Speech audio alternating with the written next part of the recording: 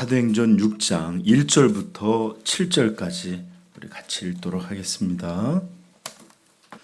읽겠습니다. 그때의 제자가 더 많아졌는데 헬라파 유대인들이 자구의 가부들이 매일의 구제에 빠짐으로 히브리파 사람을 원망하니 12사도가 모든 제자를 불러 이르되 우리가 하나님의 말씀을 제쳐놓고 접대를 일삼는 것이 마땅하지 아니하니 형제들아 너희 가운데서 성령과 지혜가 충만하여 칭찬받는 사람 7을 택하라.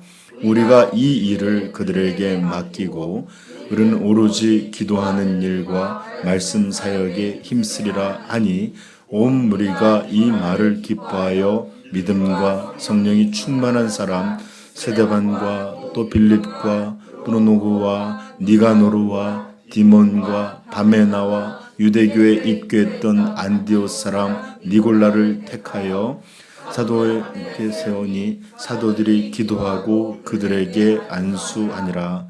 하나님의 말씀이 점점 왕성하여 예루살렘에 있는 제자의 수가 더 심히 많아졌고 허다한 제사장의 무리도 이 도에 복종하니라. 아멘. 자, 오늘 우리가 살펴볼 말씀 내용은 초대교회에 있었던 어떤 일들에 대한 사건에 대한 것인데, 이 구절은 교회 내에서 어떻게, 우리 집사님들 한번 손들어 보실까요? 네. 하나, 둘, 셋, 넷. 네. 이렇게 손을 드셨는데 하나, 둘, 셋, 넷 맞네요. 이렇게 교회에 집사라는 직분이 있잖아요, 그렇죠? 그 직분이 어떻게 시작됐을까요? 그냥 마음대로 만들었을까요? 그게 아니라 어떻게 그 교회 집사라는 직분이 처음 생기게 됐는지 역사적인 사실을 오늘 담고 있는 것이기도 하고, 또 이 내용, 이 표면적 내용을 넘어서 이 내용들이 담고 있는 교회와 신앙과 여러 중요한 진리들을 이렇게 포함하고 있는 아주 중요한 본문입니다. 그러므로 오늘 이 본문 말씀을 이렇게 여러분들에게 전해드리는 이런 말씀 선포를 통해서 우리 성도님들이 신앙과 또 교회에 대해서 조금이라도 더 잘 알게 되기를 소망합니다. 자, 오늘 우리가 본 본문에는 시작을 어떻게 시작하고 있죠? 그때에 원문을 찾아보면 그 날들에라는 말로 쓰여 있는데, 그러므로 우리는 이 지금부터 이제 1절서부터 7절까지 쭉 흐르는 그 이야기 내용이 앞에 등장했던 어떤 날들과 동일한 또는 그때에 이루어졌던 일이라는 것을 우리는 자연스럽게 알게 되겠죠. 그리고 우리는 그때라고 부르는 때가 언제냐 하면 바로 앞전에 사도들이 채찍질을 맞고 또 예수의 이름으로 전하지 못하도록 협박을 당하고 이런 일들이 이루어졌지만 그들은 두려워하기는커녕 움츠러들기는커녕 걱정하기는커녕 어떻게 했다고요? 기쁨과 감사, 영광을 가지고 돌아왔습니다. 41절 사도들이 그 이름을 위하여 5장 41절 능욕받는 일에 합당한 자로 여기심을 기뻐하면서 공회 앞을 떠나니라. 이러했을 뿐만 아니라 그들은 몇 번이나 벌써 본문에 보면 앞에서 전하지 말라 이렇게 하는 협박을 이런 강제적인 그 마음을 들었는데도 불구하고 42절 한번 읽어볼까요? 시작. 예수는 그리스도라 가르치기와 전도하기를 그치지 아니하니라. 아멘. 때렸어요. 가뒀어요. 그리고 금하고 협박했어요. 그런데도 불구하고 그들은 날마다 성전에 있든지 집에 있든지 그리스도라고 가르치기와 전도하기를 어떻게 해요? 멈추지 않고 계속 그치지 않고 그렇게 했다라는 것입니다. 그러므로 이때에는 어떤 때일까요? 바로 이렇게 열심히 복음을 가르치고 전도하기를 그치지 않고 열심히 예수를 주라 선포하던 그런 때였던 것입니다. 그렇죠? 오늘 우리 찬양을 하는데 주님이 계속 등장했죠? 너무 영광스럽고 기쁘고 또 감사하더라고요. 예수는 주, 예수는 주. 이것들을 이렇게 요 예배 때 찬양 부를 때뿐만 아니라 삶의 모든 것들로 그렇게 열심히 가르치고 증거했던 것입니다. 자, 그리고 그 결과 어떻게 됐죠? 한번 보시면 6장 1절 그때에 제자가 더 많아. 이건 자연 발생적이었을까요? 그렇지 않죠. 바로 위에서 열심히 가르치기와 날마다 성전에서든지 집에서든지 어디서든지 예수님을 주시다 가르치기와 전도하기를 그치지 않았던 그런 결과로 성도의 수는 더 많이 늘어나게 되었습니다. 여러분 아시지만 초대교회는 오순절 때도 베드로의 설교로 3,000명, 그 다음에 성전 미문에서 그 안진뱅이를 일으키고 솔로몬 그 행각에서 설교할 때도 5,000명, 그리고 끊임없이 늘고 있었다는 기록이 있는 거 봐갖고는 제가 전했죠. 이거 다 숫자가 보통 노인들, 아이들, 여인들이 빠진 성인 남자 20대에서 50까지 전에 이 남자들만을 기록한 것이다라고 하는 걸 봤죠. 그러므로 교회는 실제적으로 우리 만약 이 당시의 기록이라고 치면 오늘 여기 지금 몇 명의 사람들이 모였죠? 죄송해요. 당시에는 여자분들을 숫자로 잘 못 넣었네요. 제가 고치러 할게요. 이렇게 고대 사회에 남성 중심적인 그런 게 있었어요. 그러다 보니까 아마 몇만 명에 가까운 그런 사람들이 있었을 것입니다.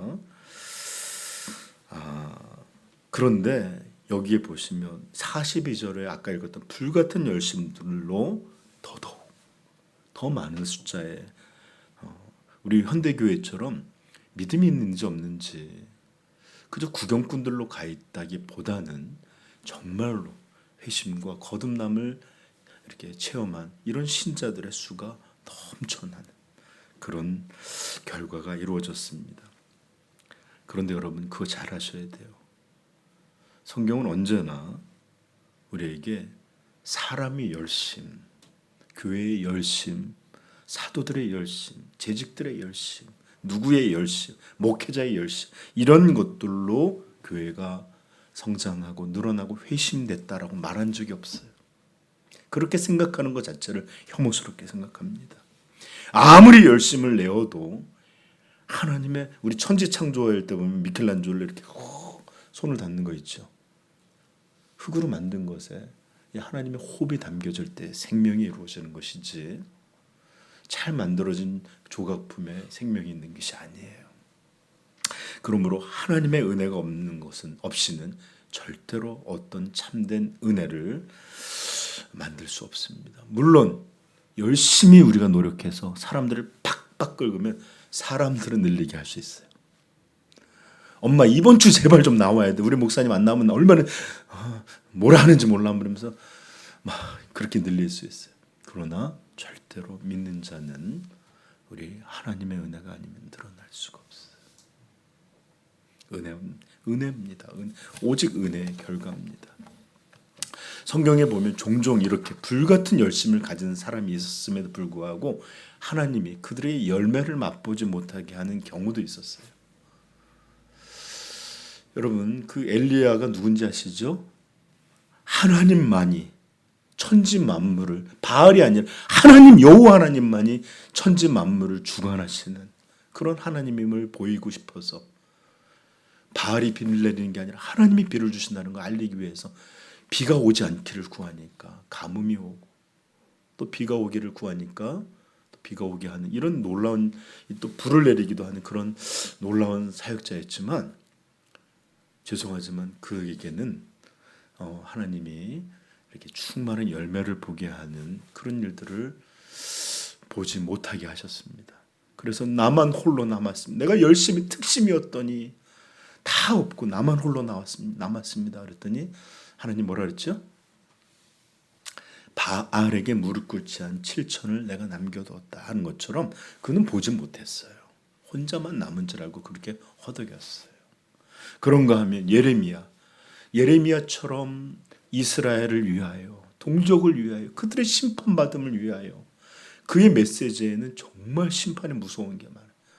그래 갇히기도 하고 매맞기도 하고 굶주리기도 하고 묻어놓고 가둬놓는데 잊어버려갖고 죽었는 자를 꺼내보니까 거의 시체처럼 건진 적도. 근데 예레미야의 사역 내내 한 번도 그를 따랐던 기록이 거의 없어요. 사람들이. 그는 평생을 순종했지만 열심히, 오죽하면 그의 별명이 눈물의 선지자예요. 얼마나 많이 열심히 울고 전하고 했어요. 그런데 그는 그와 함께 주님을 따르는 회심자들을 거의 얻지 못했어요. 그러므로 열심 자체가 뭘 만드는 것도 아니고 열심히 있다 하여 결과가 있는 것도 아니고 오직 모든 것이 하나님의 주권적 은혜 안에 있음을 기억하십시다. 그러나 그럼에도 불구하고 하나님은 열심히 있는 자, 하나님을 위하여 불같은 마음을 가진 자, 또 그렇게 주어진 사명에 의해서 땀 흘리고 기도하고 애쓰는 그런 교회들을 통해서 일하신다는 것을, 그렇게 이런 열심 있는 자들을 통해서 이런 것들을 기뻐하시면서 그렇게 사용하신다는 것은 꼭 기억하십시다. 우리 성도님들도 그리고 우리 교회들도 더 복음을 배우고 가르치고 이런 것에 열심 낼 수 있기를 축복합니다. 그리고 그 결과는 오직 하나님의 손에 있음을 믿어서 목사가 뭐 이렇게 하자 막 이러면서 욕심내고 탐하는 일도 하나님을 앞서가는 일이고, 또 그렇게 했는데도 아무 일도 없으면 실망하고 낙심하는 이런 모습을 보이기도 하는데 이건 마땅한 바가 아니에요. 그렇죠? 우리는 그저 우리에게 맡기신 이 사명, 우리에게 부여하신 이런 일들에 그저 순종하고 최선을 다할 수 있기를 축복합니다. 제가 바라는 건 그거예요. 정말 우리 교회가 다만 예수가 주시다라는 걸 배우고 이분을 열심히 있게 교회에서든지 가정에서든지 어디서든지 여러분들이 열심히 증거하여서 살아갈 수 있는 그런 성도, 그런 교회가 됐으면 좋겠다. 이 소망이 이루어지기를 소망합니다. 네. 뭐 많지는 않지만 뭐 교회 숫자는 뭐 우리가 늘린다고 늘릴 수 있는 것도 아니고, 그다음에 열심히 있는 분들은 나오지 말라고 줄일 수 있는 것도 아니고, 그죠? 그러니까 그런 것들은 신경 쓰지 마시고 오직 그리스도를 배우고 증거하고 그 뜻 안에 살아가는 것에 최선을 다하는 교회 되십시다. 네.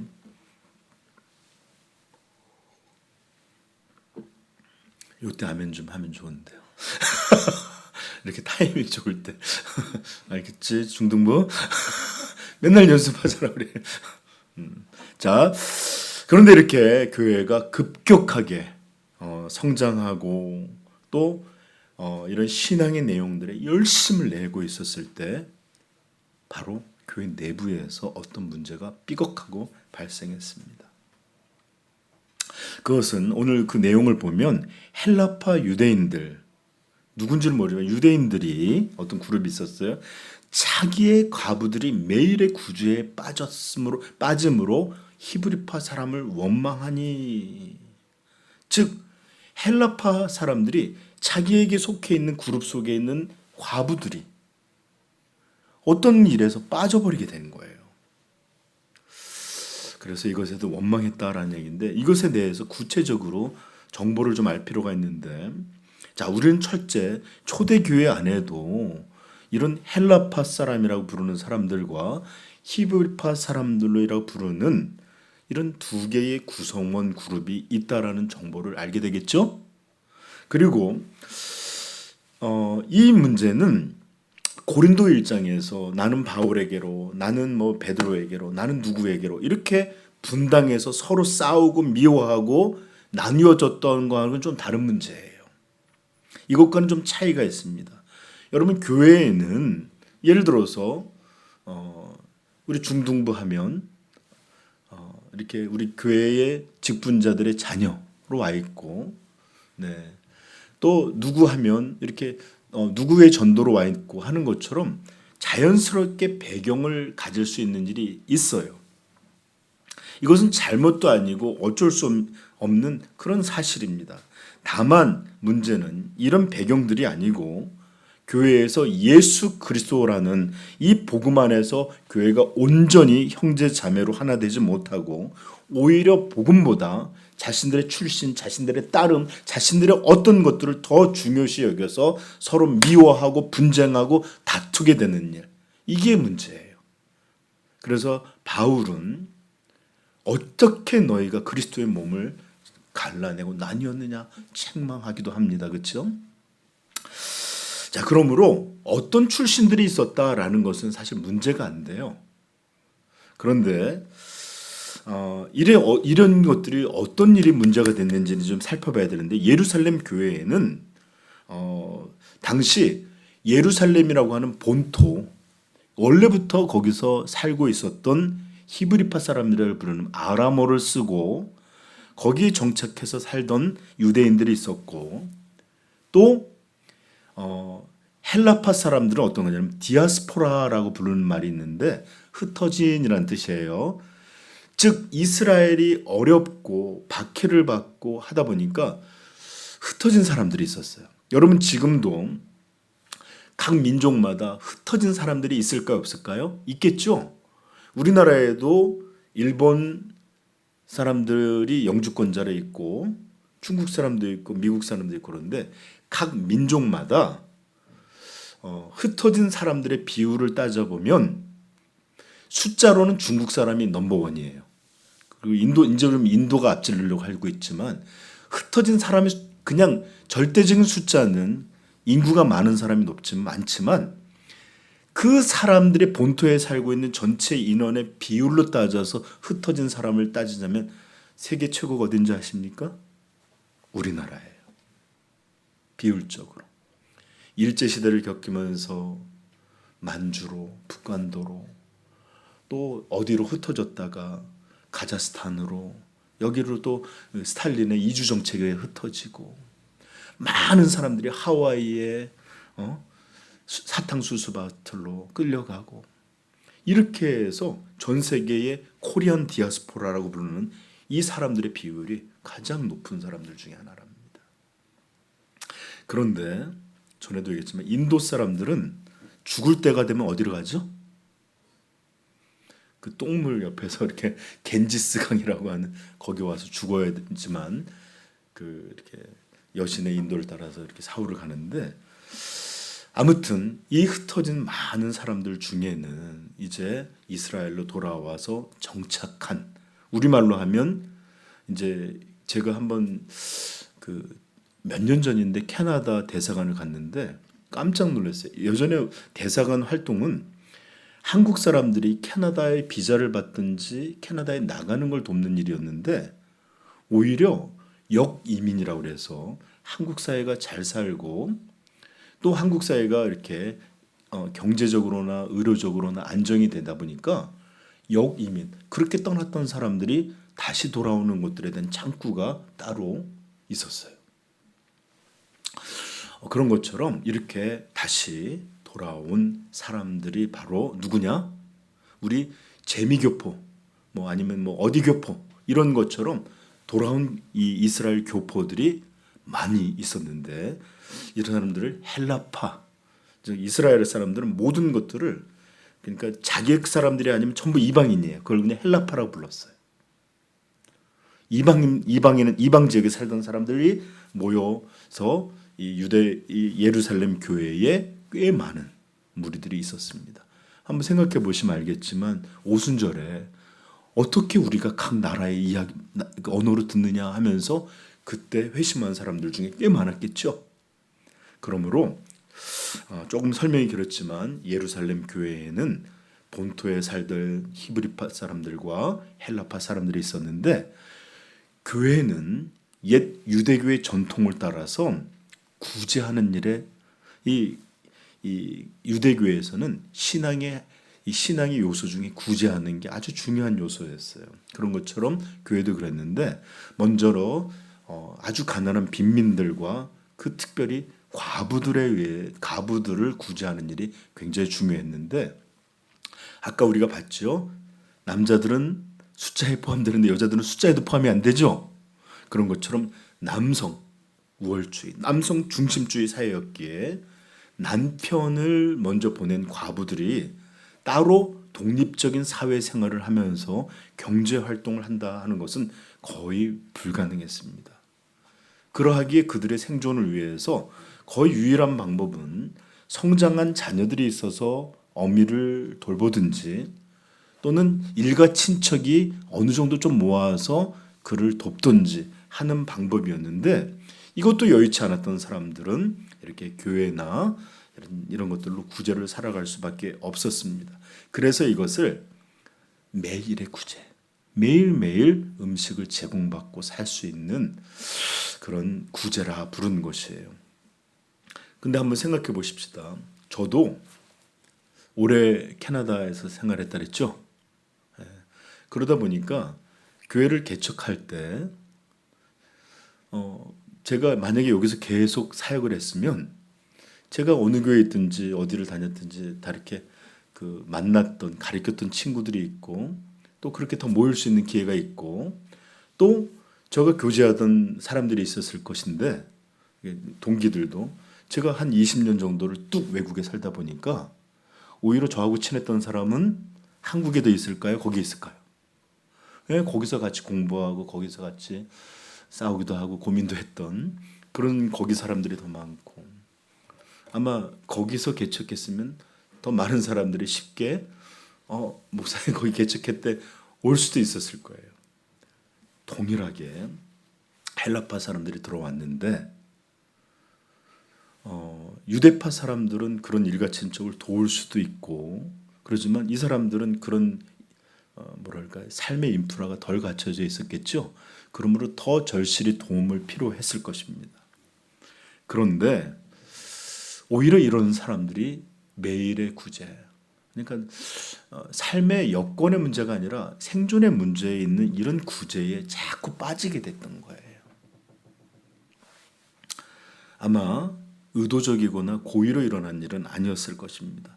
생각해 보시면 초대교회를 이뤘던 사람들 대부분이 사도들이나 또는 처음에 뭐 120문도나 이런 사람들이 전부 다 유대에 정착해서 주님을 따르던 사람들이에요.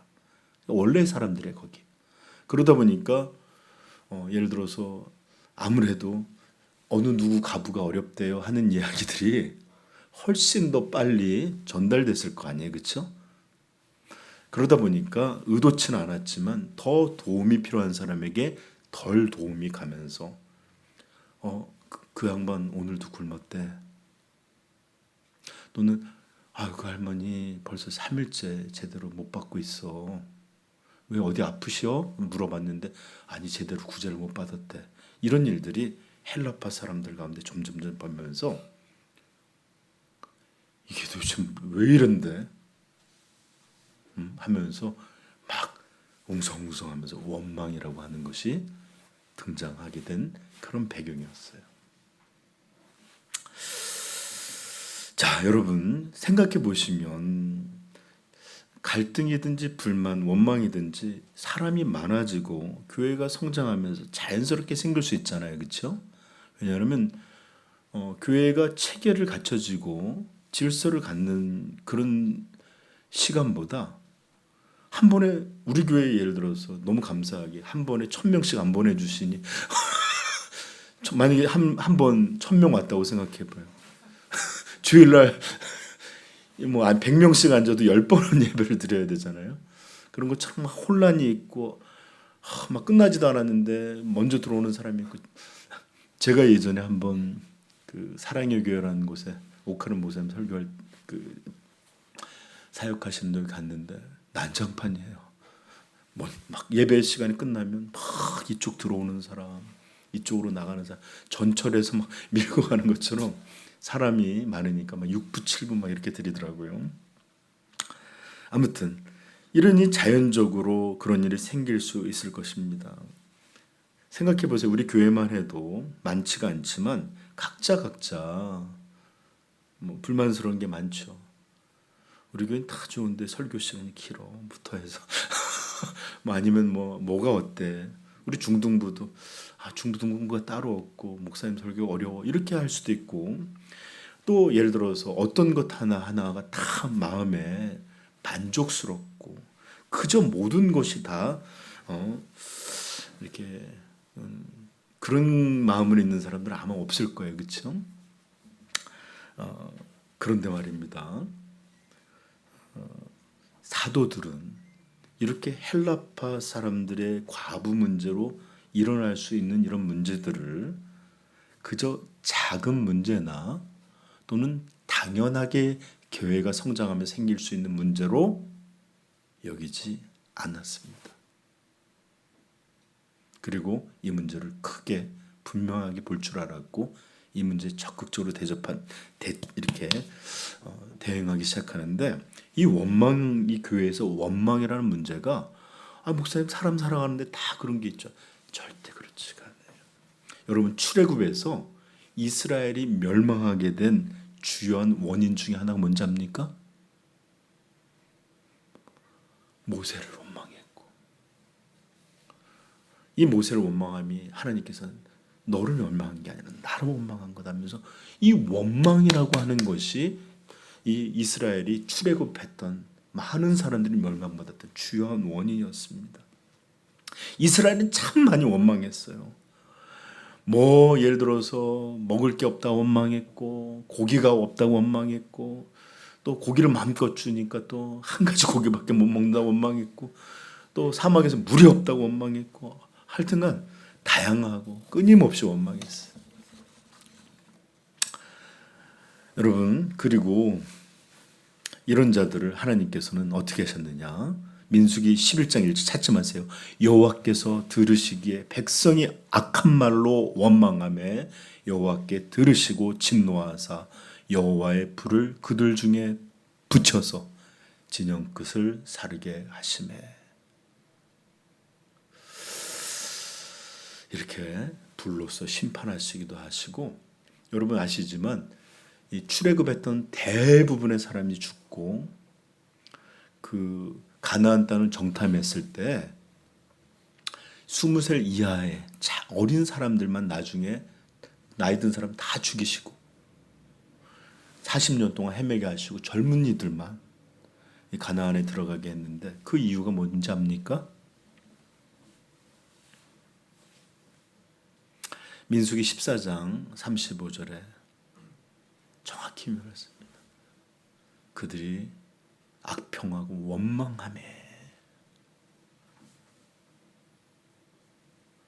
갈렙과 여호수아만 살려내고 나머지 사람들은 다 광야에서 죽고, 거기에 어린 자녀, 자기 판단이 분명치 않았던 아이들만을 남겨뒀다가 이들을 가나안에 들어가게 하셨던 것입니다. 그러므로 여러분들, 원망이라고 하는 이 죄는 결코 가벼운 죄가 아니었어요. 그것이 관계 사이에서도 그렇지만 교회에서 이루어지게 되면 이것은 작은 문제가 아닙니다. 사도들은 이것을 결코 작은 문제로 여기지 않았고 그것을 적극적으로 대항했는데, 그러므로 우리 삼위영광교회도 만약에 이런 문제가 이렇게 일어나면 우리도 이것을 결코 작은 문제로 여기지 말고 도구하고 또 이것들에 대해서 극복해가는 그런 과정이 필요한 줄로 믿습니다. 그래서 사도들은 모든 제자들을 모았다라고 말합니다. 여기 2절 읽어볼까요? 시작. 12사도가 모든 제자를 불러 이르되. 모든 제자들을 불렀다라는 건 뭐냐면 교회의 전체 인원을 이렇게 모았다라는 거예요. 즉 여기서 교회 전체의 공식적인 첫 회의가 이루어지고 있는 이런 것들을 시작했다는 것입니다. 만약 여기서 이 문제들을 가볍게 넘겼다 하면 아마 이것은 우리 몸에 작은 어떤 것 하나가 우리 몸을 결국은 다 썩어지게 하고 병들게 해서 죽음에까지 이르게 하는 그런 일처럼, 치명적 전염병처럼 교회를 오염시키고 서로의 갈등을 확대하고 또 분쟁이 있게 하여 결국 교회는 이 큰 아마 교회가 흔들리거나 또는 교회에 큰 어려움이 되는 재앙으로까지 아마 확대되었을 것입니다. 여러분, 마귀가 교회를 흔드는 여러 가지 방식에는 때리고 억압하고 박해하는 직접적이고 분명한 방식도 있지만 오늘 본문처럼 이제 왜 이게 마귀의 괴계인지를 좀 나중에 보시겠지만 너무나 아무것도 아닌 것처럼 교묘하고 또 자연스러운 이런 여러 가지 모양들로 우리에게 다가와서 교회를 병들게 하는 일도 있다라는 것을 기억하셔야 되겠습니다. 그래서 항상 교회들은 우리 하나님 안에서 깨어있는 게 필요해요. 고린도전서 2장 11절에도 우리가 사탄에게 속지 않게 함이라 우리는 그 계책을 알지 못하는 바가 아니니라 하는 것처럼 우리가 사단의 전략에 대해서도 잘 알아야만 여러분들 이렇게 교회의 교회됨을 잘 지킬 수 있는 줄 믿습니다. 그래서 성경에 우리가 생각하기에 뭐 별거 아닌 게 아니라 성경이 우리에게 들려주고 있는 것을 따라서 이것은 작은 일 아니다. 이것은 우리가 기도할 일이다. 이것은 우리가 대항할 일이다. 이런 것들을 잘 분별할 수 있기를 같이 소망합니다.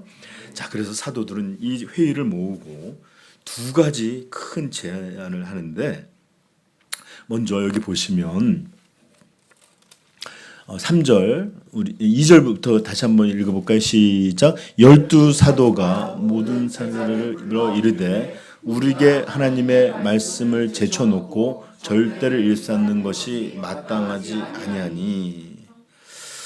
자, 우리가 하나님의 말씀을 전하고 가르치고 이렇게 하는 것을 제어하고 구제하고 분배하고 식사를 나누는 문제에 매진하는 것, 이거 온전치 못한 일인 것 같다. 이렇게 하고 이것만을 우리 3절 볼까요? 시작. 형제들아 너희 가운데서 성령과 지혜가 충만하여 칭찬받는 사람 7을 택하라. 우리가 이 일을 그에게 맡기고. 그래요. 이 구제만, 이 행정적인 일만을 전담해서 할 사람 7명을 누가? 너희가 택하라. 그리고 우리는 그것을 그들에게 맡기고 4절에 보면 우리는 오로지 기도하는 일과 말씀 사역에 힘쓰리라 하니. 즉 우리는 예수 그리스도를 주라 가르치고 전하고 이것을 위해서 또 기도하는 일에 전념하겠다. 이건 부정적으로 또 문제가 되니까 자기들은 고상한 일로 빠져나가네. 문제 손 안 더럽히고 누구 맡기고 이런 게 아니라 지금 이것은 분명하게 교회의 주인 되시는 하나님이 이 분명하게 지혜를 통해서 이런 일들을 행하고 계심을 여러분 잘 아셔야 합니다. 교회는 사도들이 다스리지 않았어요. 그것은 성령에 의해서 그리고 하나님의 말씀에 의해서 다스림을 받고 있었습니다. 자, 그리고 사도들의 이런 뜻에 대해서 교회는 기뻐하면서 어떻게 했다? 5절 6절 한번 볼까요? 온 무리가 이 말을 기뻐하여 충만한 사람 스데반과 빌립과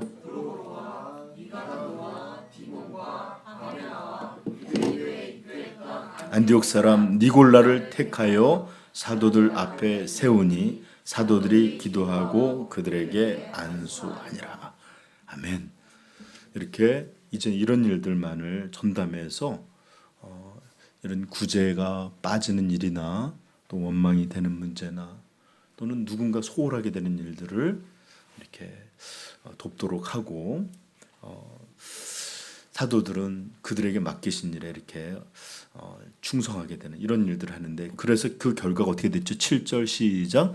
하나님의 말씀이 점점 왕성하여 예루살렘에 있는 제자의 수가 더 심히 많아지고 그래요. 숫자만 많아진 게 아니라 이 복음이 더 더욱더 찐득하게 유대사에 들어갔는데 가장 안 변하는 그룹이 누굴까요? 제사장, 바리새파 이런 사람들일 거 아니에요. 이런 사람들까지도 이 예수님을 믿는 일에 벌써 이제 전파되기 시작했다. 숫자만 늘어난 게 아니라 더 심층까지 파고들었다. 이런 내용입니다. 자, 하나님의 이런 역사로 어려움은 극복되고 이렇게 온전한 결과로 맺게 되는 것이 오늘 본문이 우리에게 보여준 내용입니다. 자, 우리는 이 말씀들을 통해서 사실은 제가 이 말씀을 하려니까 우리 재직들에 대한 말씀도 있고 교회에 대한 말씀도 있고 그래서 한 주에는 좀 어렵고 다음 주에 좀 더 나눠서 하고 오늘은 이렇게 간략히 살핀 것들만 가지고 한 두 가지 정도의 교훈을 좀 배워보려고 합니다. 첫째는 무엇이냐? 여러분 초대교회가 열심히 없는 교회였습니까? 지금 초대교회 예루살렘 교회가 복음이 전파되지 않거나 성도들이 가르침을 받지 못하거나 성도들이 거의 구경꾼으로 있는 그런 비판받는 현대교회들처럼 그런 교회였습니까? 아니에요. 성령이 역사하고 있었고 성도들은 놀라운 회심의 역사가 일어나고 있었고 그들이 이런 보여주는 거 서로 자기 것이 없이 나누기도 하고 심지어 자기의 재산을 팔아서 교회에 들여서 어려운 사람 돕기도 하는 정말로 이 공산주의 사회가 꿈꿨던 그러나 불가능했던 것들이 정말 성령의 능력 안에서 이루어지던 그런 아름다운 공동체였습니다. 그런데 말이에요. 이런 공동체, 이런 성령의 역사, 복음의 역사가 있는 곳에도 여전히 뭐가 있다? 어려움이 있을 수 있다라는 겁니다.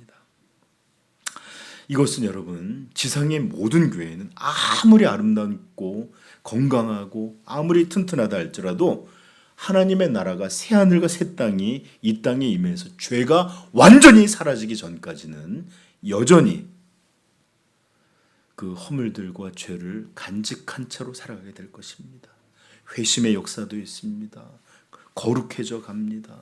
또 성도들이 치열하게 이 자아와 싸우고 죄와 싸워가면서 자기를 부인하고 어떻게든지 자기가 아니라 성도를 섬기려고 하고 이런 것 가운데서도 여전히 자기 주장, 자기 욕심, 자기 생각 이런 것들로 허물이 남아있고 이런 것들이 모여져서 이렇게 원망이 되고 비판하고 이런 일들이 생길 수 있습니다. 다시 한번 말씀드리지만 죄가 완전히 도말되는 새하늘과 새 땅이 오기 전까지 여전히 교회도 싸우겠지만 잘못도 다툼도 분쟁도 이런 것이 있을 수 있다는 것을 분명하게 기억해 주시길 부탁드립니다. 왜냐하면 많은 이들이 교회란 이래야 된다 생각하는 게 너무나 환상적이에요. 완전해야 된다 생각할 때가 많아요. 그래서인지 모르지만 너무 안타깝게도 주위에서 교회를 다녔다가 이제는 다니지 않는 사람, 신앙생활을 하지 않는 사람들의 얘기를 들어보면 거의 대부분이 뭐 때문이죠? 교회에서 상처받았다, 또는 지체들 간에 어떤 문제가 있었다, 이런저런 잘못을 보았다. 교회가 이런 것들을 얘기하는데 너무 안타까워요. 사실 이것들은 교회들이 온전치 못함에 대해서 오늘 이 시대의 교회들이 그리고 특별히 목회자인 제가 회개해야 될 것은 분명한 말입니다. 분명합니다. 그러나 그럼에도 불구하고 또 드리고 싶은 말씀은 만약 이런 모습 때문에 교회를 멈추고 신앙생활을 하지 않는다면 여러분 이 세상에는 어떤 교회도 다닐 수 없을 것이고 신앙을 이어가지 못한다면 교회 생활을 하지 못한다면 하나님이 우리의 구원, 우리의 복락을 위해 베풀어 주신 가장 큰 은혜의 복 중에 하나인 교회 생활 이거를 하지 못함으로 인해서 여러분들의 영혼에는 크고 중대한 피해를 입게 될 것입니다. 여러분, 교회는 죄송해요. 아름다운 이렇게 건물이 잘 지어져 있는 그런 이미지보다는 이런 건물에 대한 설계도를 가지고 나무도 갖다 놓고 돌도 갖다 놓고 못도 있고 이것저것 이런 널려져 있는 이런 곳 가운데 하나 세워져 가는 곳이기에 여러분 공사장 한번 가보세요. 거기가 질서정연하고 아름답지 않아요. 거의 막 이렇게 흩어진 난장판 같을 때가 있습니다. 이게 바로 이 땅의 지상의 교회의 모습입니다.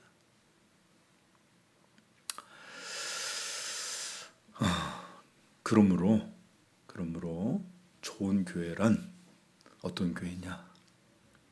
문제가 없는 교회가 아니라 어떤 교회?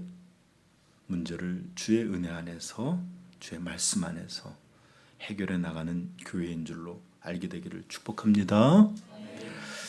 여러분, 이것은 신앙의 문제뿐만 아니라 인생의 문제에서도 그래요. 우리가 살아가는 모든 관계들, 우리 은하, 서희야 엄마 아빠가 몹시 사랑해서 심지어 주변의 반대도 불구하고 결혼한 거 아니?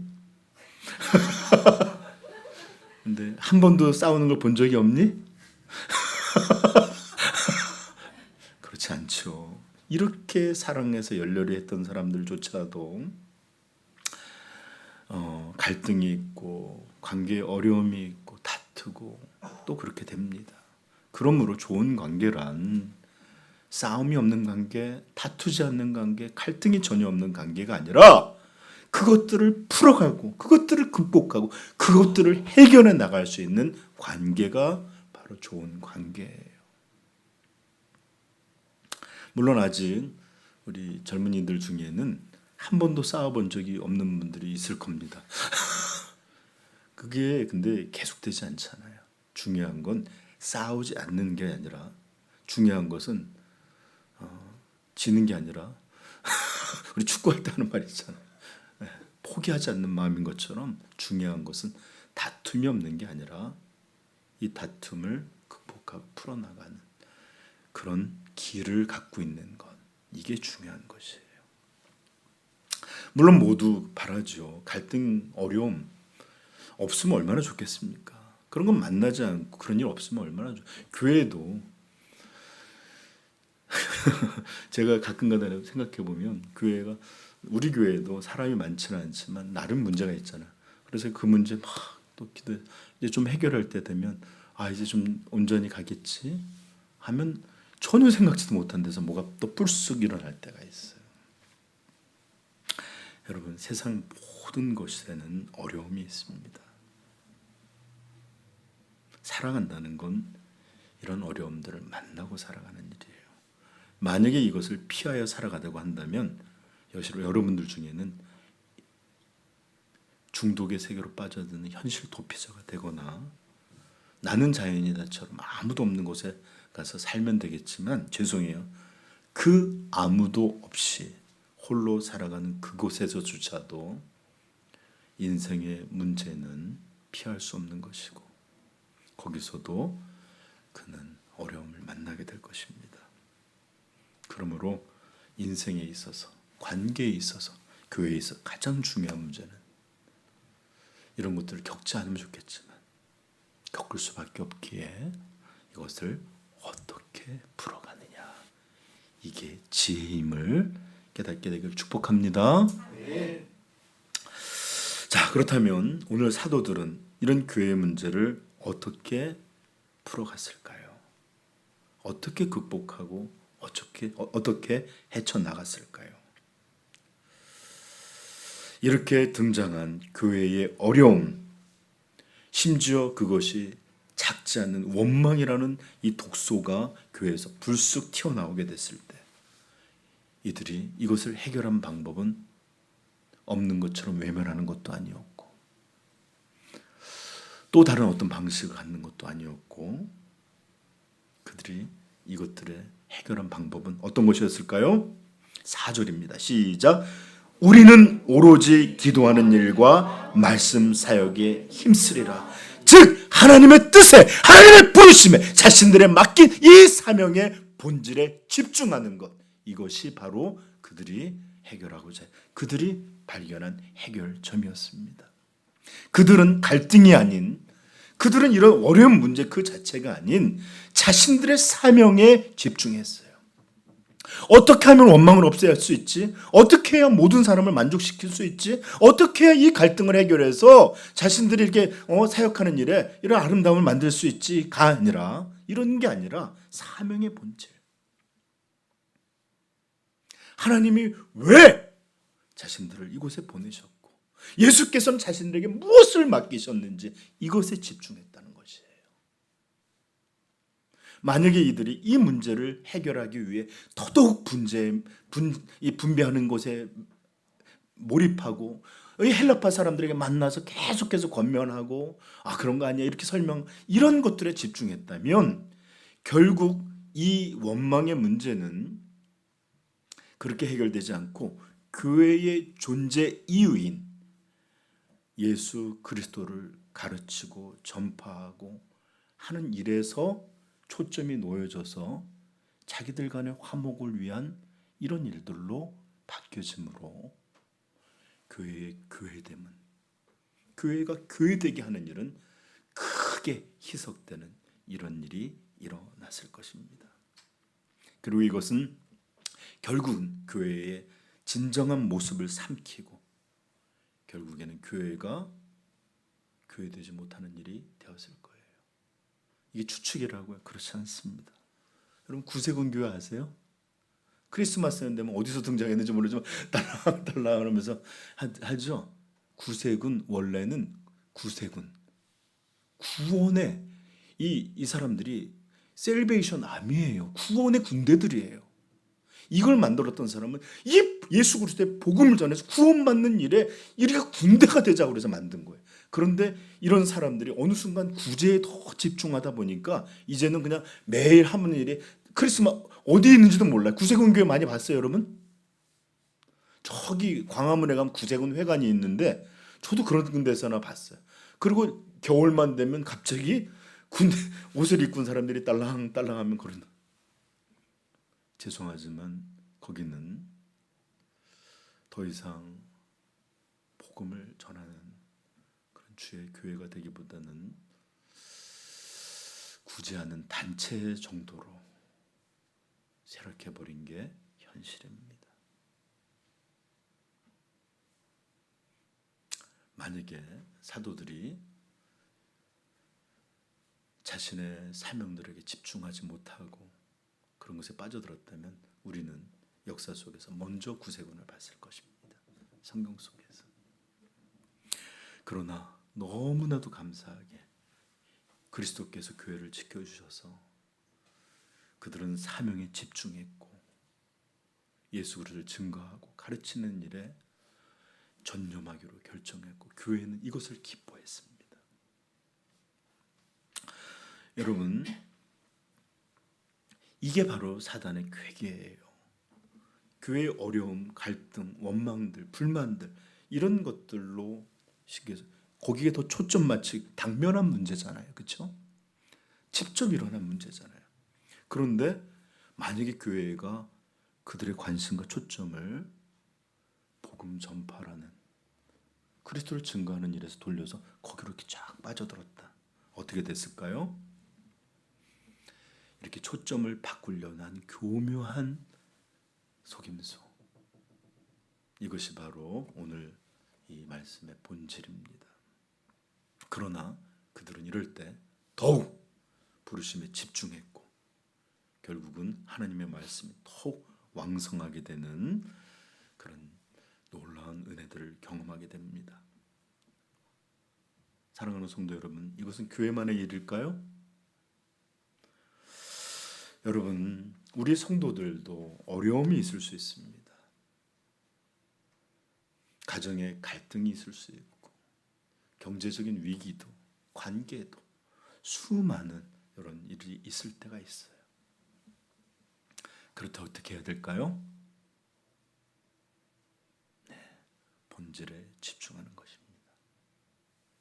여러분 삼성전자 얘기 잠깐만 하고 이제 말씀 좀 맺어갈게요. 삼성전자가 한때는 10만 전자라고 불렸던 때가 있습니다. 이제 곧 10만 된다. 근데 이게 쭉쭉쭉 떨어지더니 얼마까지 떨어졌는지 아십니까? 주식하시는 분 없어요?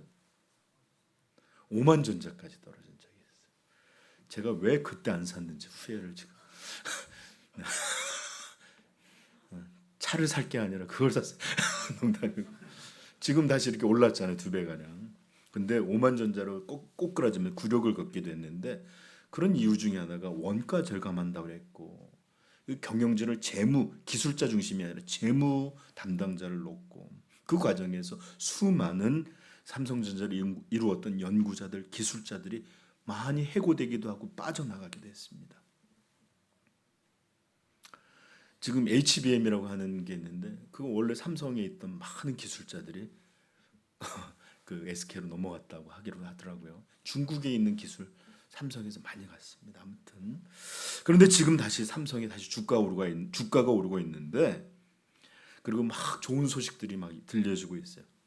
뭐 이나노 공정도 수율이 개선됐다. HBM3를 넘어서 4가 나왔다. 뭐 여러 가지 지금 좋은 소식이 나왔는데 이 삼성전자가 이렇게 흥황하고 그다음에 성공하고 이렇게 했었던 가장 본질적인 것, 기본이 뭐였을까요? 기술입니다. 기술. 다른 사람들이 250메가 만들 때 500메가 만들고 1기가 이렇게 해서 기술을 크게 늘려왔기 때문에 선도했기 때문에 삼성전자가 지금의 삼성전자예요. 이 기술이 있었기 때문이지 마케팅이나 디자인이나 재무 관리 때문에 삼성이 삼성된 게 아니에요. 제 말은 이런 것들 의미 없다는 거 아닙니다. 중요하겠죠. 그러나 본질은 이것들의 기본이 되는 기술이 없었다면, 그 기술이 모자랐다면 아무리 이쁘게 디자인을 해도 여러분 디자인 나빠서 중국 폰 죄송해요. 중국 폰 안 사는 거 아니잖아요. 그렇죠? 그저 이쁜 장식품, 이쁜 쓰레기처럼 취급받았을 것입니다. 근데 지금 요즘 삼성전자가 다시 막 뜨고 있는 건 다시 한번 기술 선도 이렇게 기업이 되고 있다라는 뉴스가 많이 나오기 때문에 진짜인지 아닌지는 모르죠. 그런 뉴스가 나오고 있습니다. 사랑하는 성도 여러분, 우리 기독교인의 삶에서 가장 중요한 기본은 뭘까요? 우리 삶에서 우리라고 부를 수 있는 가장 본질적인 그런 것은 어떤 것일까요?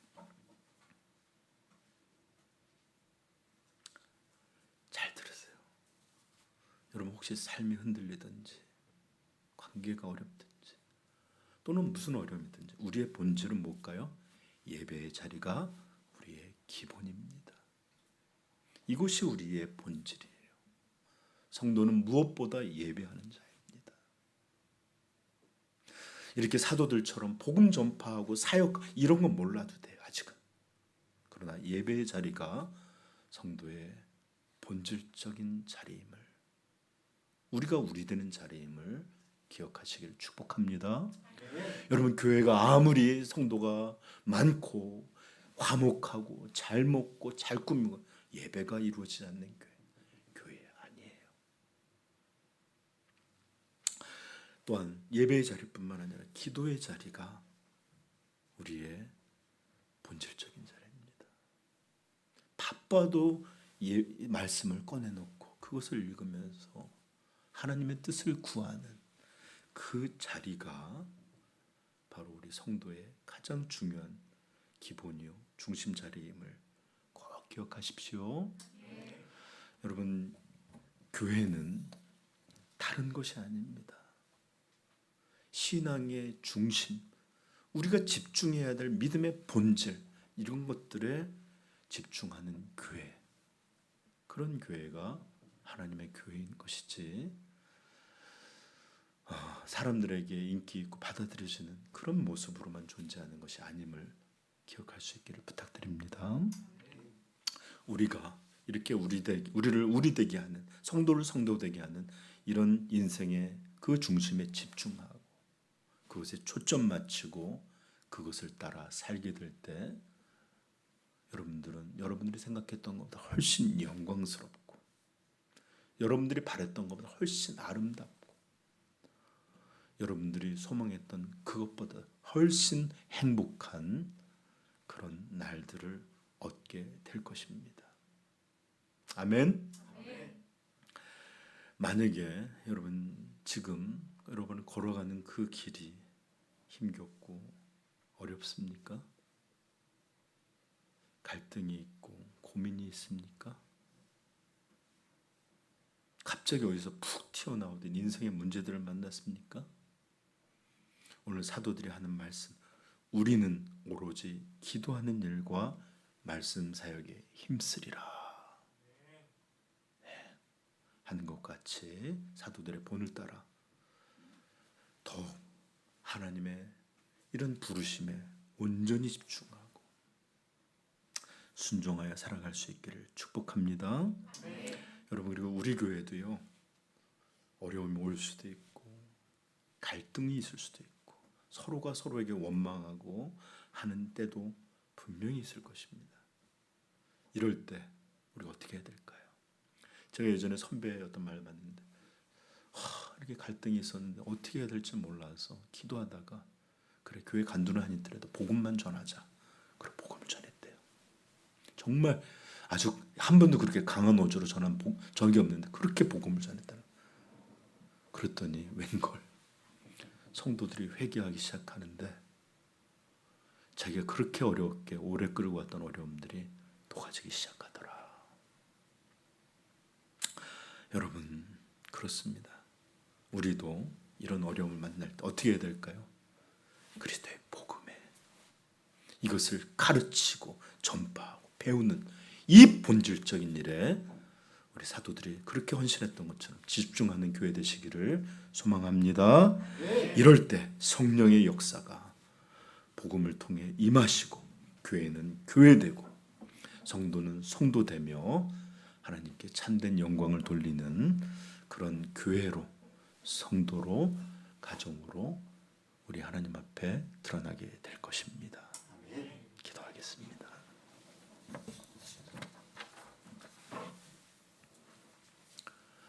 여러분들의 삶의 질서는 있습니까? 여러분들을 여러분들 되게 하는 그 중심이 있습니까?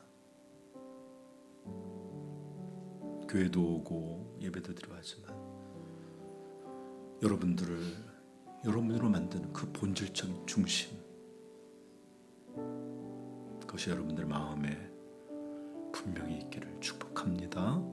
그리고 그것은 다른 어떤 것이 아니라 우리의 구원자요, 우리의 통치자 되시는 예수 그리스도, 그분이 우리의 중심이 되어야 될 줄로 믿습니다. 자, 그래서 우리 이 시간 기도할 때에 우리 하나님 앞에 예배하는 자로, 말씀을 배우고 묵상하는 자로, 또 기도하는 자로, 또 복음을 전파하는 자로, 참된 성도로 그 중심, 그 본질을 잘 유지할 수 있도록 주여 은혜 주시옵소서. 불쌍히 여겨 주옵소서. 같이 기도하겠습니다.